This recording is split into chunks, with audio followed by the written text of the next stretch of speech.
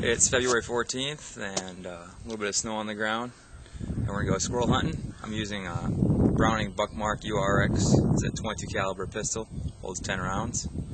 Scoped it out so it'll be a little easier, and we'll get some headshots in and have some good lunch. When I'm hunting squirrels in the wild, I usually like to start in tree lines right along the edge, somewhere you can be kind of quiet, maybe walk down a trail. Tend to be able to sneak up on them. They're not like squirrels in your backyard. They're pretty smart, and they can really get away from you way before you get there if you're loud. So let's see what we can get.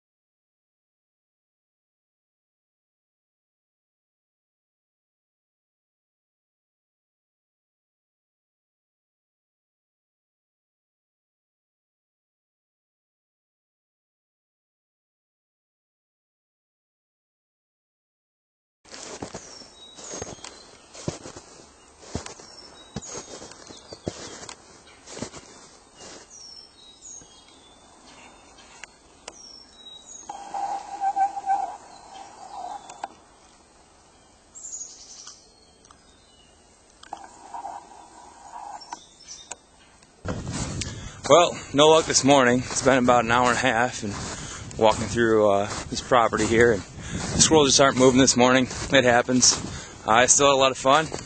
Got some exercise walking around, and got to know the property a little better. Saw some coyote tracks, deer rubs, and scrapes, and saw a few deer running through the woods. Couldn't get it on tape, but still a good morning. Let's see what we can do tonight.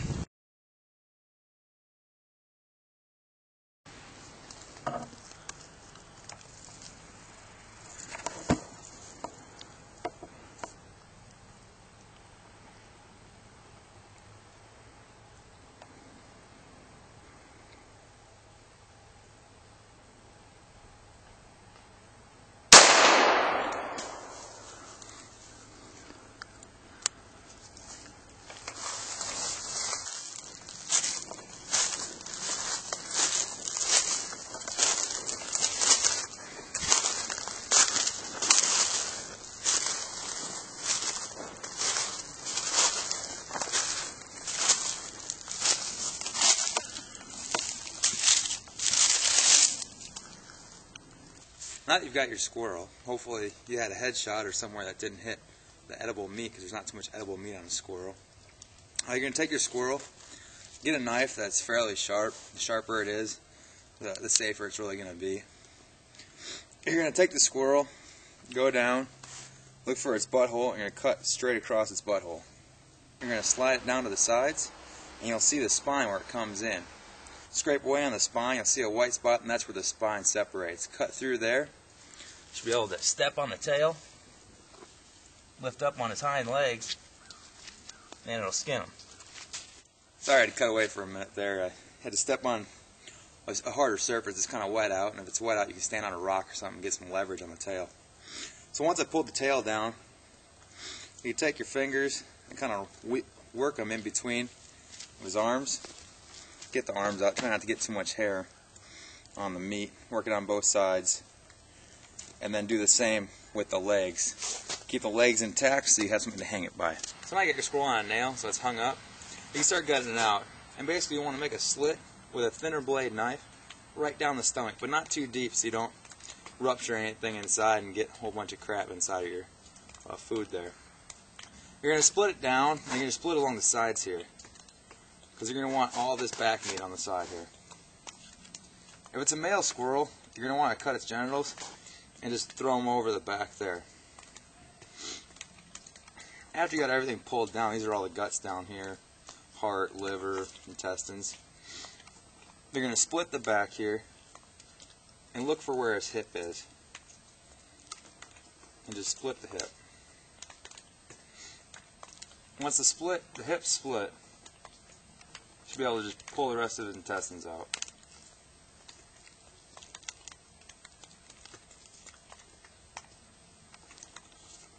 this point, I usually start to work on the arms and just cut down and in.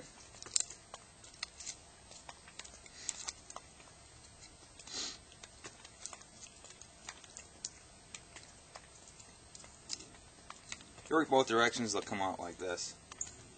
I'll slide down the leg until I can turn his foot backwards. Call it the tendons holding the foot on. Should be able to just pull it off on the other side before I rinse it.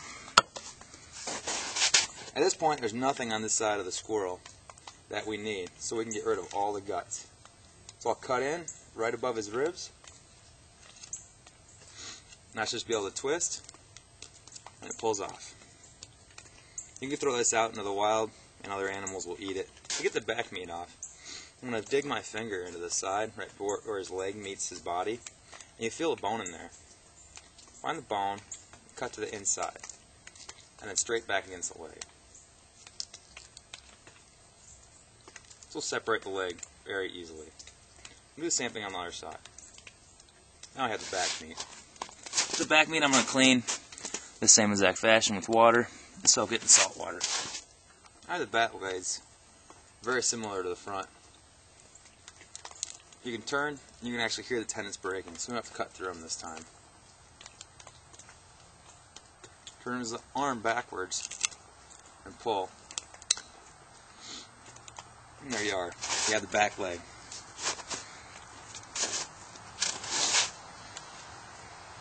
If you still have this hanging, just clean it up, because if there's anything excess, you'll be able to get it then before it's on the ground or in your food. So turn, you can hear the tendons breaking,